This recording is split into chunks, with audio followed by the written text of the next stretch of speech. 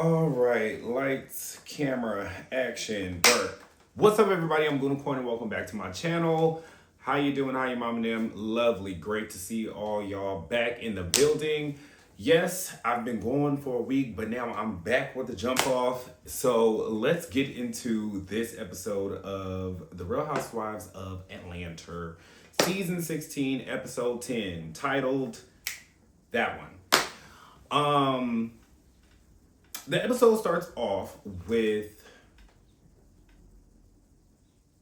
where did we start? Okay, I have notes. Let me not act like I don't have notes. Y'all, I be trying my best to remember everything, but the way this memory is set up, can't do it. Okay, so the episode starts off with Kelly in the kitchen cooking for the kids. There's not really much to say about this scene besides her daughters live to read her. You got one daughter saying, "Girl, I don't ever want to grow up to be like you. Old, divorced, haggard, a mess. Could never be you." And then you got the next daughter saying, Mommy really can't cook like that, because what was on that plate? I was looking at it. I was half up while I was watching it, but I was looking at it like, girl, what did you cook for these children? They don't look like they like it one bit. And then you got the nerve to have a restaurant and a cooking business. And Angela already said your waffles need a little more ironing. You might want to get back in the kitchen. You might want to get back in the books and really hanker down on your recipes, because the kids is about to clock you at every turn. Your best bet is to really get Chance in the chef culinary school and have her back there in the kitchen, because baby, I don't know what you doing, Kelly. But anyway, we move on from there, and then we go to this scene where Angela and Kelly, so many girls, learning all these names is annoying. Angela and Kelly, Angela and Kelly meet up at one of her her properties that she has on the market. She has this big, beautiful $3 million home. Like, I don't know how many acres or square footage, but baby, if it was 2,000 square feet, they only gave a square foot to the closet. Why is this house that large and the closet that small? I don't get it. I don't get it. Like, a house that big deserves a closet the size of my apartment. Like, baby, that's neither here nor there, okay? So either way, they get to chit chat and okay, what's going on? Why am I freezing? Okay, we good? All right, great. So we get down to the sit down between Angela and Kelly. There is a little awkward tension still here, because last week Kelly was co-signing Brit's whole side baby rumor or whatever that Angela is already aware of. Like, y'all not catching this lady off guard about nothing. Anything about her and her marriage has been in the paper, literally been talked about by Wendy Williams. So girls like y'all think she running scared? No. Bitch, I got the receipts to back up what I'm talking about. So she sits her down. She explains the whole situation between her and Wendy Williams or whatever, and they squash that beef. Then we move on to Angela talking about her sit down with Shamea and Drew, and Shamea telling Angela and Drew that she is scared of Porsha, and Porsha didn't show up to her wedding, which I don't know where I was during the airing of that episode, but it's floating around on Twitter now, where Porsha tells Shamea that, okay, all of this damn dog barking is about to get on my nerves. Hold on 1 second, because I can't.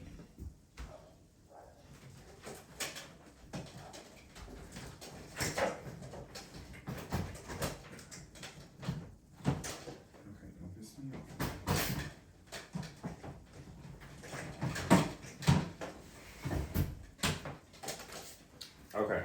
Most likely we will still be able to hear the dogs, but I shut the window and hopefully that helped. Either way,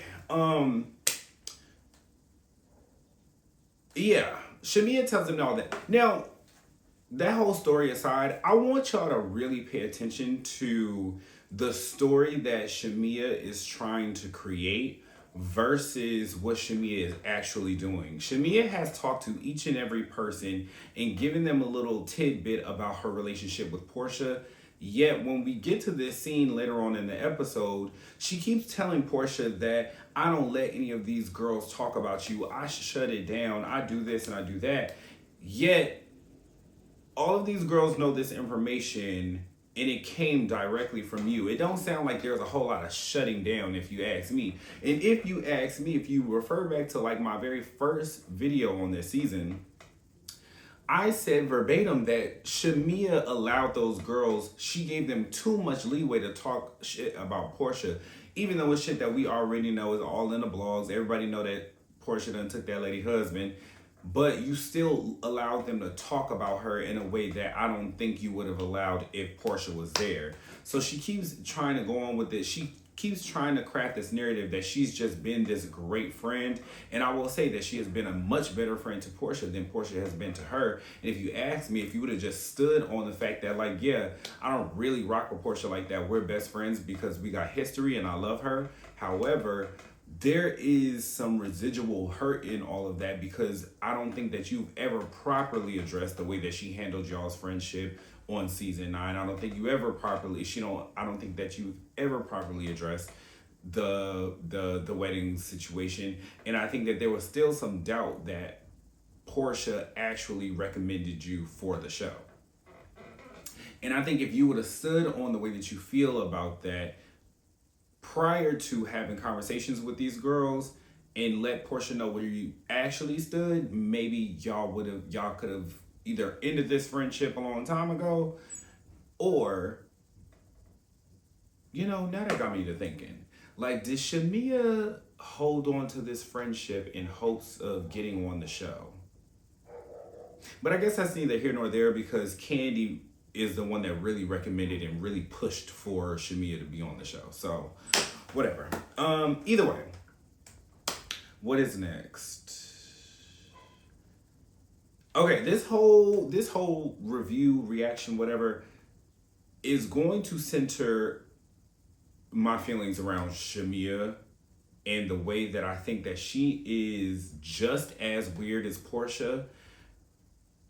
And if you ask me, a little more weird because you have all of these pent up feelings about Porsha, yet you are still doing things to vie for her attention and her approval, i.e. setting up this dinner with Ralph and then having Porsha crash it just to be like, yeah, this still my homegirl. I want you to get down to the bottom of it, knowing that you think that shit is weird. Because everybody seems to agree, I don't agree with this, but everybody seems to agree that Drew and Dennis working together and filming together is crossing the line and what do they keep saying?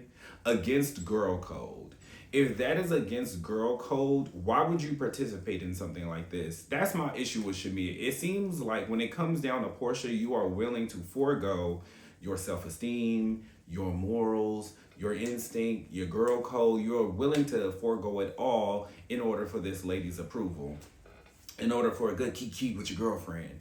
And it's like your friend is messy, mean, and nasty, and you are following in her footsteps, and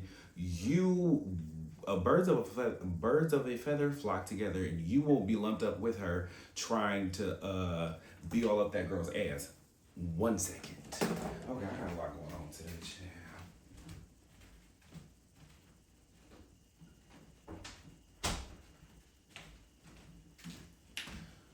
Okay, sorry, I had to close my bathroom door. I had the window open in there. Dogs is barking. Ambulance is going. Police shooting.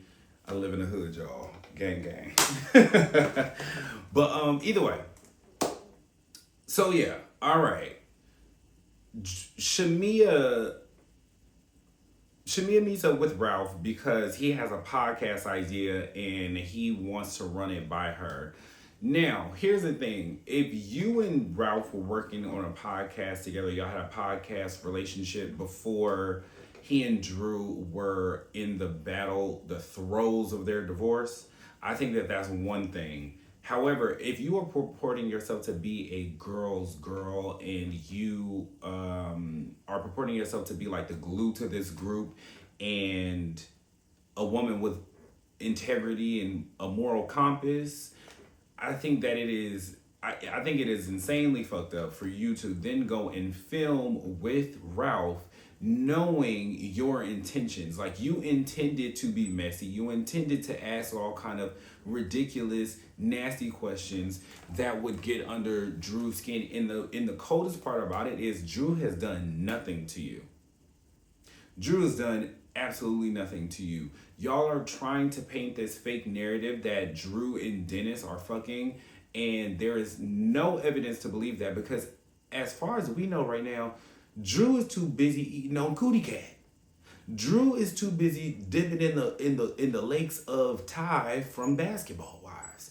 Drew is too busy parting the lips of the Red Sea. Drew is too busy carpet munching to be worried about Drew. So everybody is trying to make it seem like Drew has some ulterior motive, like she is trading booty for beats, is stupid, and it's also contradictory to Ralph's claim that she was cheating. She was cheating on him with Ty.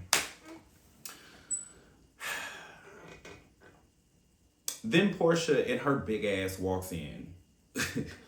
Porsha walks in. Ralph is all smiling like the Cheshire cat, ear to ear, grinning and shit. And it's just like, look, Porsha's a bad bitch, and I get it. If you like women like that, I would have a big smile on too, upstairs and down. Porsha is a bad bitch. But either way,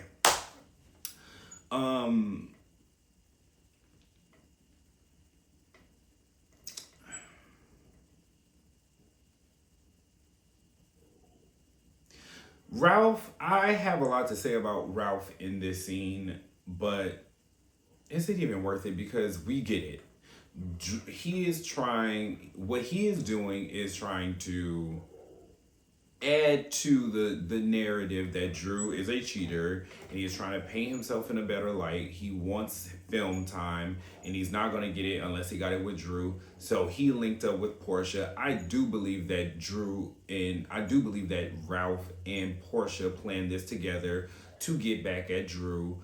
And that would be one thing, but then him taking it a step further, talking about his dirty laundry with them, airing his wife out, telling him that he doesn't like her.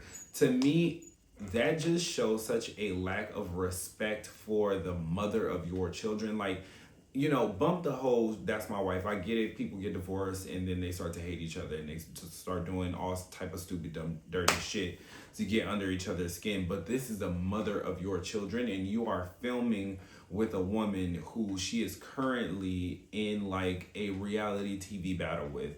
To me, it's just messy and it's low, and it really shows your character as a man. And you ain't really had a lot of upstanding male qualities thus far, and I think you aren't really doing yourself too much justice with this episode. Porsha, she came there to be messy. She pulled out some message from Dennis saying that I won't fuck you, but I just want some cash or whatever, implying that Drew was trying to trade coochie for beats, and I just don't believe that. I think, if anything, like, we've never even seen the text message. If we did see it, maybe we've seen it in a prior episode, but we didn't see Ralph read it. We didn't see her read it off to him. So that leads me to, because if there was something incriminating in that text, we would have seen his reaction to it. There's nothing about that text that's incriminating, or it is incriminating, but the production knows that we are too smart for Porsha to be misleading us like that, and it will fall flat and make Porsha look stupid. So there's that. And then here is where I have to give Porsha a little bit of what do I have to give Porsha? I want to say that Porsha hit it on the nose when Shamea said that Angela is more upset with her because of what she said, putting the blame back on Porsha. And Porsha, I can't remember exactly what she said. She was talking a little fast, but she basically said to Shamea, like, no, she's not upset with me. She's mad at you for being your own person, laughing at something because you are also another married woman, and she felt like you shouldn't be doing that. So you need to hold yourself accountable for whatever it is that she is mad at you about, and not trying to point the buck back at me. I said, oh, Porsha got a brain. Ha! Who would have thunk?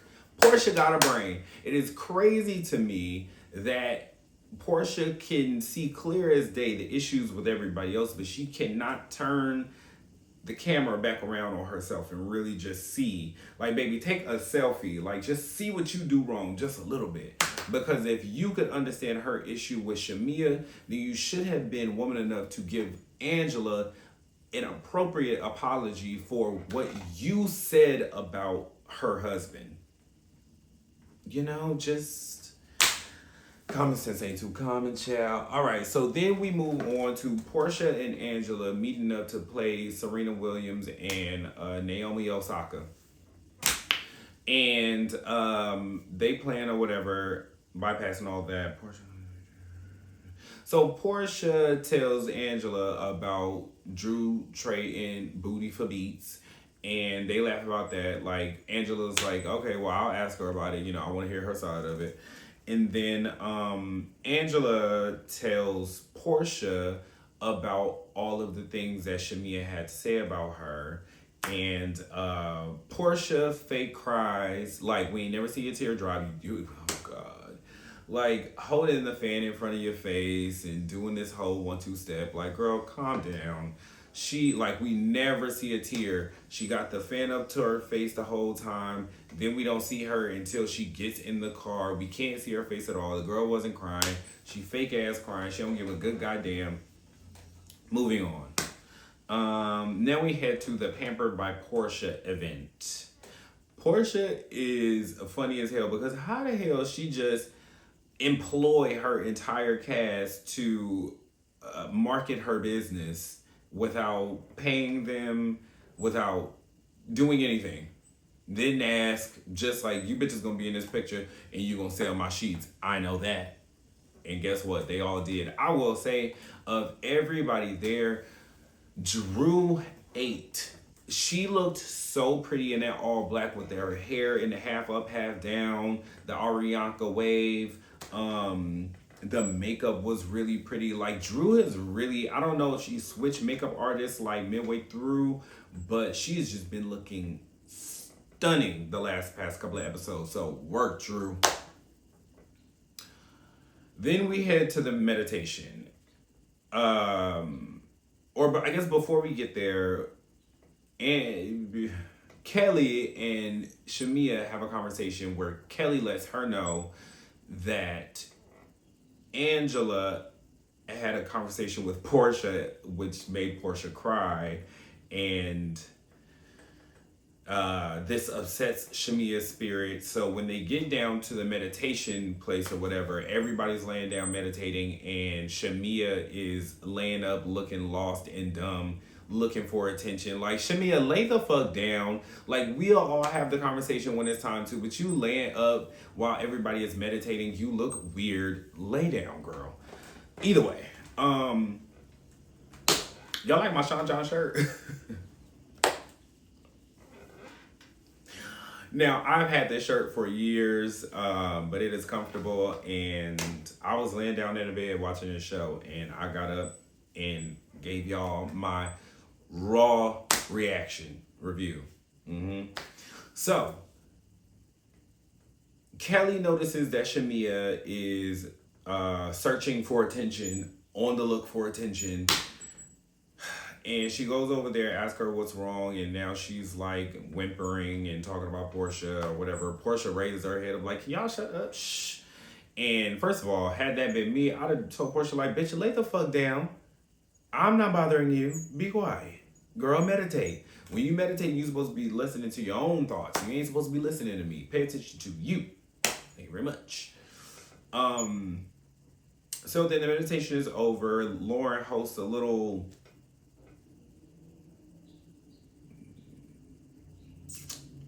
I don't know, girl. Say how you feel.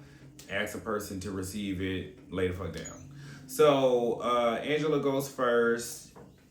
Kelly goes second. Kelly introduces the conversation for Porsha and Shamia to have. I will say that I pretty much already expressed how I feel about this, but I'm just gonna say for this scene, both of them are playing the victim here. I find it I find it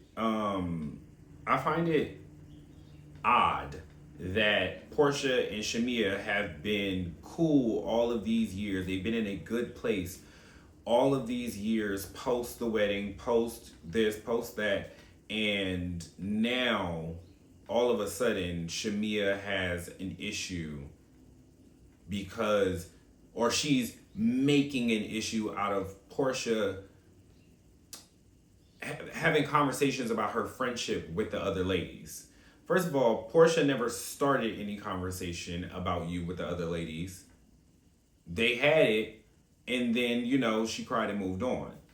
You've had conversations with the other ladies, and you keep trying to position yourself as the person who shuts it down. You do not shut it down. You let Angela and you let Kelly and Britt do far too much talking at y'all's first sit down.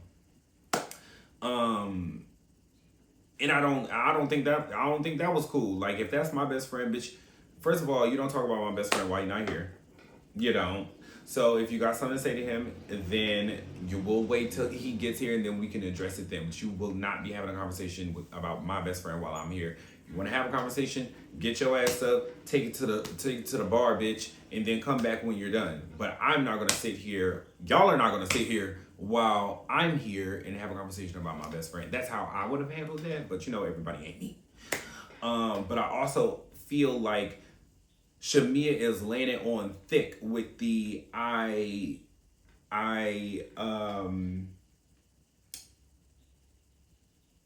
she's laying the I'm a loyal best friend act on very thick when you are not at fault here. You have some faults here because if you're agreeing to move on with Porsha, you're agreeing to be her lapdog, you're agreeing to be her loyal pet, then I think that you set your own self up. Like, you have played the backseat role for a very long time, and maybe it wasn't comfortable for you. However, Porsha ain't never knew that. She's learning that now with the rest of us. You have positioned yourself to be the backseat friend, and that was the role that you and Porsha were comfortable with for the last 20 years. But now, conveniently, when the camera's in your face and now the spotlight is on you, now you want to grow some balls. And I respect that too. Growth and elevation is a beautiful thing. And maybe when you're in a circle full of new people, maybe they bring out certain sides of you that makes you feel like I need to stand up for myself and I need to stand in my own spotlight. However, I don't think it's fair for you to just keep pointing the finger at Porsha like she's done all these things to you, but you have never made it a requirement for Porsha to treat you better. You get what you ask for. So if you've allowed this for 20 years, well, that's on you. Not saying that Porsha is right. She's not. But if you've allowed somebody to mistreat you for 20 years, at some point you have to take accountability for the way that they have treated you, and you have to move accordingly. You can set your boundaries, but you can set your boundaries. You have the right to reflect on your friendship. You have the right to tell the person how they have wronged you, but you also have to take accountability for the role that you played in allowing that person to treat you this way for 20 plus years. You've allowed that to happen. You've never required that lady to treat you like a sister in the way that you feel like you've treated her. So that's my advice to Shamea. And the rest of y'all, shape up, because Kelly, girl, you're losing your smoke. I liked you a lot in the beginning, but baby, it seems like you are just going around being a bone collector, and you got good confessionals and good curly, wavy hair. We like all that, but I need you to step up a bit more. I think you have so much story going on, and I feel like you are getting lost in the Angela show.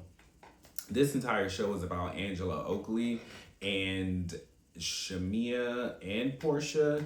Y'all's first chair situation is up for grabs at this point. Honestly, if Angela doesn't get first chair at the reunion, I would be highly surprised because this entire season has been about her. And it's hard because they've positioned Shamea as the center peach and Porsha is the like last remaining like OG housewife of the cast, so it would make sense to have both of them, and they're at odds, so it would make sense to have both of them on opposite sides of the couch. But I think so much of the drama and controversy is surrounding Angela, and so much of the personal story is Angela's. So I think that it would be appropriate for her to snag the first chair. Now, whose first chair should she snag? Porsha's. Porsha's. What has Porsha done? Besides drag this beef out with Drew and, be a bad friend to Shamea. Okay, she been a bad friend to everybody on this damn show. So what's new? Who knows? But either way, that's all I got to say to y'all. I will see y'all next week. I promise you I will be here. It's finals week, so I can knock all of that out. And I will be free as a bird next week. So I will see y'all next week. Toodles. Beats for booty. Booty for beats.